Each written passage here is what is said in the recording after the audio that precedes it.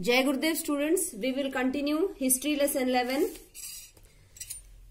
We in previous two classes we studied about the after Kushana's dynasty. We studied about the Gupta period for 200 years. Gupta's ruled for 200 years and it was called as golden period.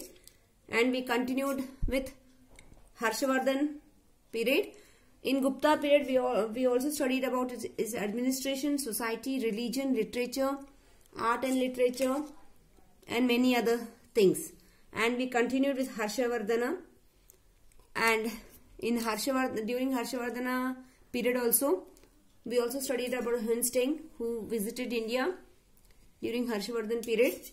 And we studied about the Harshavardhan religion literature. Now we will continue with Harshavardhan. Estimate of Harshavardhan. No doubt Harsha was Lord Paramount of the North. He was a great warrior and an able administrator. These are the qualities of Harshavardhan. Perhaps more than anything, he was a great patron of religion and learning. Hunsteng praised his tolerance and benevolence irrespective of caste and creed. By the end of 646 AD, Harshavardhan passed away. Means we have studied about the various qualities of Harshavardhan. He was treated equal to God and he looked after his people with equality, and people were very happy during his period. Taxation was also not very heavy. The Chalukyas rose to power in Karnataka with their capital at Vatapi or modern Badami in Bijapur. After the rule of Harshavardhan, he passed away. Then the next people who rose in that Chalukyas were more powerful, so they came into power. The most illustrious king of the Chalukyas was Pulakesin II, and he ruled from 609 to 642 AD. Pulakesin II subjugated Maharashtra and almost whole of the Deccan from the banks of Narmada to that of Kaveri. Means how much he expanded his dynasty, his kingdom. He drew back Harsha of Kanauj and defeated Mahendravarma I of Kanchi. However, in the later years, Narasimhavarma I, son of Mahendravarma I, defeated Pulakesin II and destroyed his capital Vatapi. Means Pulakesin II was defeated by Mahendravarma. We got the information of Pulakesin II contest from the Prasasti composed by his court poet Ravi Kirti in a whole. Means how we got the information about this Pulakesin II, because it was very long period.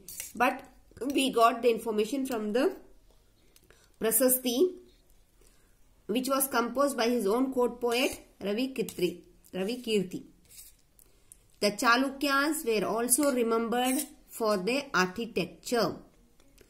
There are number of cave temples near Badami dedicated to Brahmanical gods.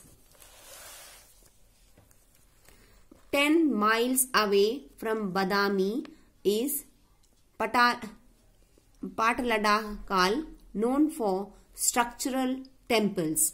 Means children, whatever designs were made on the walls of the temples, it was so attractive. Because of that only it is remembered that their architecture was very good. The Chalukyas were finally defeated by Rashtrakutas. Means after each king, the next king arose after defeating the previous one. मतलब जब एक king को हरा देते तो next king arrows हो जाता है, स्टार्ट हो जाती है. the Pallavas. Simhavarman founded the Pallava dynasty. However, Simhavishnu gave this dynasty the required stability. Simhavishnu was succeeded by his son Mahendravarma I, whose region saw the struggle between Pallavas and Chalukyas. The Pallava dynasty was finally crushed by the Cholas. Means Simhavarma founded the Pallava dynasty and his son Mahendravarma I succeeded him, and he saw the struggle, means he saw the various things happen between Pallavas and Chalukyas. At last, Pallava dynasty came to end, or it was crushed by the Cholas. The Pallavas were equally good builders as the Chalukyas. The shore temple of Mamlapuram and Kailashnath temple at Kanjipuram were built by the Pallavas. Kanjipuram was also their capital.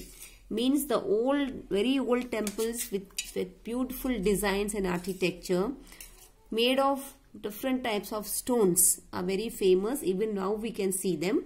So this Mamlapuram and Kailashnath temple was built by this Pallavas at Kanjipuram, and Kanjipuram was also the capital. Government. Monarchy prevailed in the South Indian kingdoms. The kings, though autocrats, followed the principles of dharma.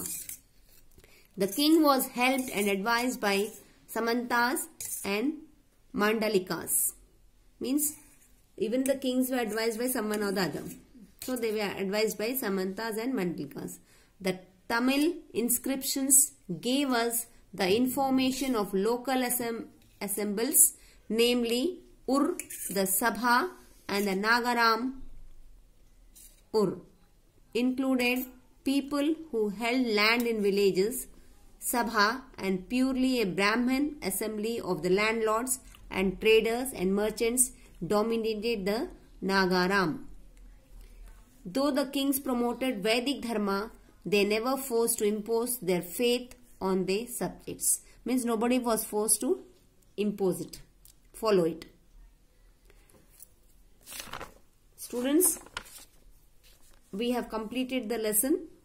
I think you understood about the Gupta period, Harshavardhan, Pallavas, Chalukyas,